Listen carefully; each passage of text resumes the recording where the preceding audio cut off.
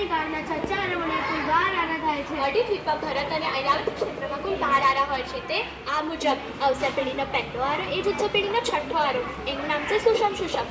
અવસર પેઢીનો બીજો આરો એ જ ઉત્સવ પેઢીનો પાંચમો આરો, એનું નામ છે સુષમ. અવસર પેઢીનો ત્રીજો આરો એ જ ઉત્સવ પેઢીનો ચોથો આરો, એનું નામ છે સુષમ દુષમ. અવસર પેઢીનો ચોથો આરો એ જ ઉત્સવ પેઢીનો ત્રીજો આરો, એનું નામ છે દુષમ સુષમ. અવસર પેઢીનો પાંચમો આરો એ જ ઉત્સવ પેઢીનો બીજો આરો, એનું નામ છે દુષમ. અવસર પેઢીનો છઠ્ઠો આરો એ જ ઉત્સવ પેઢીનો પહેલો આરો, એનું નામ છે દુષમ દુષમ. આપને હાલમાં કયો આરો ચાલે છે? હાલમાં અવસર પેઢી કાળનો પાંચમો આરો એટલે દુષમ અહીં ભરત ક્ષેત્રમાં ચાલે છે. ઉત્સવ પેઢી કાળ એટલે ચડતો કાળ અને અવસર પેઢી કાળ એટલે પડતો કાળ.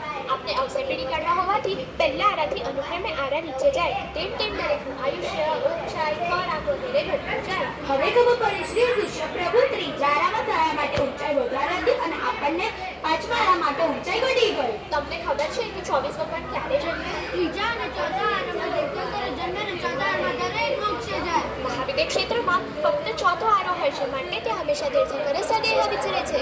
અદ્ભુત, ખૂબ અદ્ભુત. ચાલો આપણે પણ એવી ઉત્તમ આનંદ કરીએ કે આપણો જન્મ ચોથા આરામાં તીર્થંકરની નિશ્રામાં થાય અને મનુષ્યનું ઉજ્જવળ બને. પ્રણામ. હેલો